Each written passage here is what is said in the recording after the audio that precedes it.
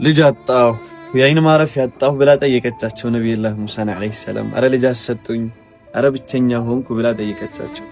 ነብዩላህ ሙሳም እጃቸውን ወደ አላህ ከፍ አደረጉና ያ ረቢ ለምን ልጅ አትሰጣትም ብለው ጠየቁት። አላህ ምን አላቸው? ፈአኽበረሁ አላሁ አነሃ ዓቂም ልጅ እንደማትወልድ መሃን እንደሆነች ነገራቸው።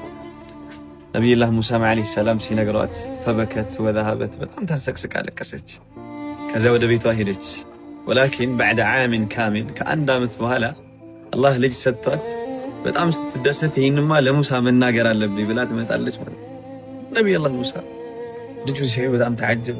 ያ ረቢ አለም ተኽቢርኒ አነሃ ዓቂር መውለድ እንደማትችል ማን እንደሆነች አልነገርክኝም እንዴ እንዴት ወለደች ሲላቸው ያ ሙሳ ዳዓትኒ ባኪየተን እያለቀሰች ጠየቀችኝ።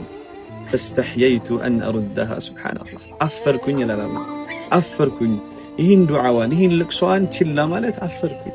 ፈገየርቱ ለሃ ቀደሪ ለሷ ስል ለአንበዋ ስል ቀደሬን ውሳኔን ቀየርኩላት። ሱብሓነላህ ተዓጀቡ ሙሳ። ዱዓ ሀያል ነው ወላሂ። ሙእሚን ከኢማኑ ከሰላቱ በኋላ ያለው ብቸኛ ሀብታው ምንድነው? ዱዓ ነው። እስኪ ዛሬ ደግሞ እናንተ ናችሁ ዱዓ የምታደርጉት። እስከ ዛሬ እኛ ነበርን ዱዓ የምናደርግላችሁ። ዛሬ እስኪ እናንተ ዱዓ አድርጉልን። ዱዓ እንደራረግ ኢንሻአላህ። አላህ ይቀበለን። መልእክቴንም እስኪ በደንብ ሼር አድርጉት። ሰላም አለይኩም ወራህመቱላህ